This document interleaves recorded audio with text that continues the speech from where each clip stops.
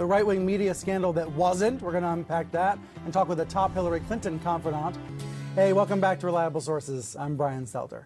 Last week, the right-wing media spin machine went into overdrive because of this legal filing, this vague legal filing by special counsel John Durham. This legal filing pointed to internet traffic that may have been linked in some ways to the Clinton campaign, and it became this alleged scandal all across Fox and Breitbart and the right-wing web. All these shouts that Donald Trump was spied on by the Clinton campaign. Those shouts were not based in reality. And by the end of the week, they really fell apart under fact-checking and even under Durham's own cleanup effort. But during that week on Fox, this was covered, I don't want to just say extensively, it was covered ferociously. We added up the mentions of Durham throughout the week. We came up with more than 600 mentions of Durham and of this so-called scandal. All of it really focusing, targeting on Hillary Clinton, that candidate, that former candidate, that Fox just can't quit. So, with that in mind, I got an email overnight that I want to share with you. This is an email exchange between a Fox producer, actually a Fox editor, and Philippe Reines, a longtime Clinton confidant. So let me show you this because it gives you a sense of what Clinton world is thinking about Fox, and maybe you'll agree, and maybe you'll disagree. This email is a request for comment, a pretty standard request for comment from a Fox digital editor saying, hey, we'd like to request a short interview with you to talk about your reaction to the recent headlines regarding the alleged surveillance of Trump's team. So again, rooted on a lie, but they're asking for an interview. So it's good they asked for an interview. Here was the response from Philippe Reines. He said, I don't do TV anymore. But he said what the right is doing right now with its insanely overwrought and hysterical reaction to the most recent Durham filing will be a case study in yet another plunge deeper into the abyss. Fox and others like it pretend that it's providing information nobody else is covering. The audience is made to feel they're in on a secret, that only they are overinformed and the rest of us live in a bubble devoid of inconvenient truths. Philippe went on to say, you know that's BS. The distinction in coverage is in two interrelated ways, truthfulness and volume. Those covering it truthfully have looked at it factually and given it the appropriate time. Those treating their audience like fools to buy anything sold to them are being inundated with it. So what did the Fox editor say in response? He said, I'm going to request a write-up on this. We're going to get it up on the website. I think he said the channel will most likely pick up and air portions of it, meaning Philippe's email. We're going to quote this on TV. We're going to air this on the website. That's what the Fox staffer said, but that was days ago, and none of those comments from Philippe Reines have appeared on Fox. They haven't shown up on the website, as far as I can tell, either.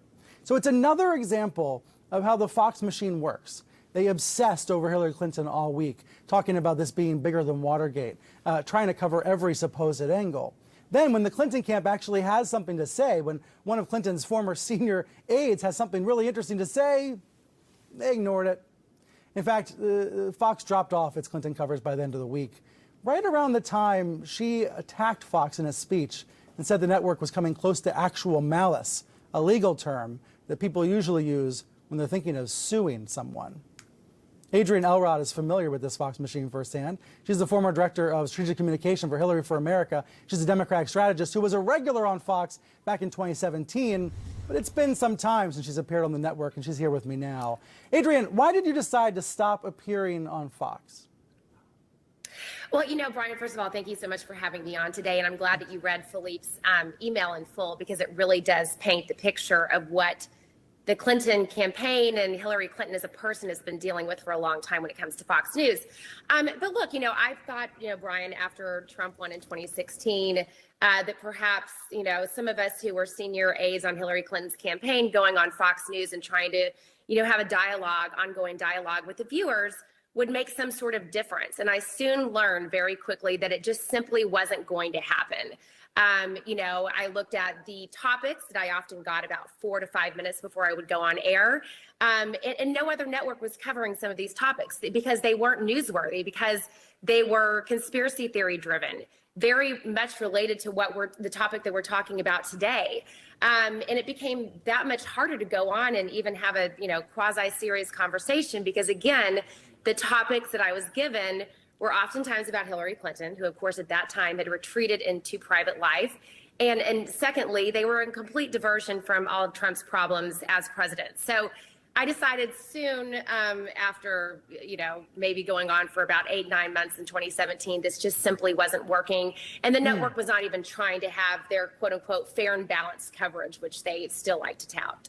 So this is the tension that Democratic strategists feel. And in the case of Clinton, there's constant talk on Fox, I think fantastical, dreamy talk, that she's going to run for president again in 2024. Would you like to address that? What would you say to that? I think Hillary Clinton's made it very clear that she's not running for president in 2024. But look, Brian, you cover this constantly, and I'm so glad that you do. If Hillary Clinton, if there's even one tiny inkling that she might run for public office again, Fox News is going to grasp onto that, and they're going to cover it. Why? Because she drives ratings. Driving ratings means driving advertising dollars, which means more revenue for the network. So the very thought that she or even her husband, Bill Clinton, won't be running for office again drives them absolutely crazy, because they need to try to find some narrative, some line of news reporting that they can use to try to keep their name in the news so they can drive advertising dollars into their network. And they talk about Hillary the spy while they ignore Trump's classified document scandal. Adrian, thank you very much for being here. Let me bring the panel back with me. Mara Scavacampo here, Joe Perrin and David Zurowick. Joe, you were former president of Fox News. You left right as Roger Ailes came in, and it became a cable network in the mid-1990s. But you've observed Fox up close. Do you recognize the place that we were at in the 90s when you were trying to build a news division for Fox? We did not have a cable news organization, as you pointed out. And when Roger came in as chairman, he asked me to stay on, but he asked me if I would agree to go along with creating an alternative news channel. And that was a buzz for me. I just said I can't get involved in alternatives, and I left. I do want to point out one thing, though, that this is a business. Right. This is not about journalism for them. This is about, as pointed out a moment ago, this is about driving ratings and revenues. And the way to be able to get ratings and revenues, and this is a problem throughout the cable news, quite frankly, and is that journalism is sort of subordinated to the idea of having to be number one, get the ratings, and being able to make money. Fox is making billions of dollars. They've got, what, 3 to 5 million people watching in prime time? That's a 1% of the population.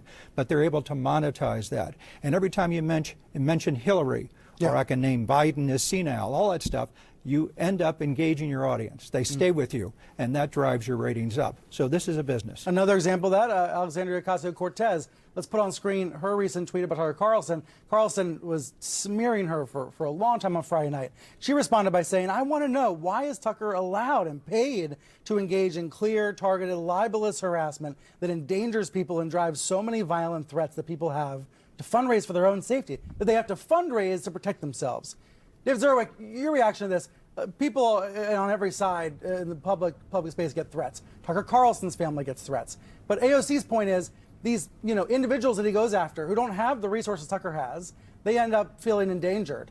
And she's using the word libelous. What do you read into that, David? You listen, I really, when watching both of these, and I think the attack on Hillary Clinton and the attack on AOC is connected. When Fox hosts go after a lot of people, they're creating what Joe talked about. They're creating a narrative, and here's the villain, and they get very personal, and they want you to hate the villain. But when they do it with women, I thought, well, it's kind of sexist. No, it's steeped in sexism and misogyny. And Tucker Carlson, I really think the way he went after AOC is really problematic. And I'm glad, as a journalist, I shouldn't be saying, but I'm glad that Hillary Clinton, a lawyer, raised the issue of libel and defamation with what Fox does. I think you, Brian, said this in a newsletter this week. A lot of people on the right are wishing for an attack on Times versus Sullivan in the Supreme Court. You said, boy, Fox better watch out if that happens. The right-wing channel, I agree. They are way closer to violating it than anybody else at CNN or even MSNBC. Well, that catches up to Times v. Palin. So this week, the Times prevailed in Times v. Palin. But there's a controversy about the judge sharing his ruling before the jury actually weighed in. And so now, even more reason why this is going to go to the appeals. There's going to be more and more debate about libel laws and whether to loosen them up. So you have Hillary Clinton saying Fox is close to actual malice. You have AOC saying Tucker's libelously harassing me.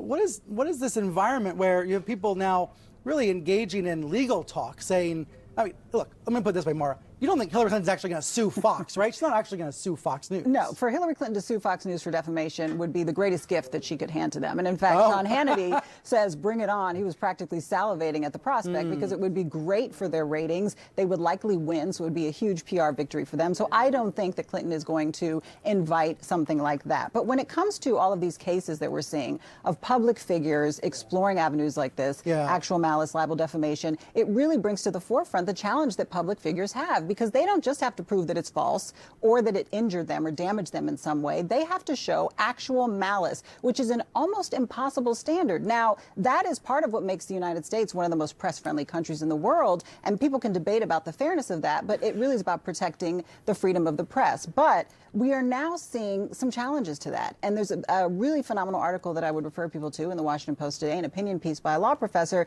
that talks about some of the challenges to these laws, and that these defamation laws, we may be at one of the most vulnerable points that we've been in decades. And so it remains to be seen whether this is something that the Supreme Court could reconsider, because as Justice Thomas has argued, this is not something that's in the Constitution. Actual malice is not listed in the Constitution, and so he at least is making the case that this should be re-examined, because if it's not in the Constitution, why is it being applied in this way? Joe, quick note, you and I are both teaching at NYU, teaching journalism. What do you tell your students about this, Joe? I think that the first thing I say is that there are no consequences. That's a problem. People can say, they can lie, they can do whatever they want. It's like a soapbox in many of the cable news programs. I blame the ownership. I don't want anybody putting legal restrictions in terms of free press, but I do blame the ownership. And I think the ownership, if they're saying they have a journalism channel, they ought to make sure that they maintain that. That's a great point. That's why the Zucker story mattered from earlier this hour. When I screwed up, I knew I'd hear about it. And that's how it needs to be at a network. You need to make sure you've got editorial independence, but also oversight, so that you don't have these crazy conspiracy theories airing on TV. All right, everybody, thank you very much. Much more reliable sources here in just a moment.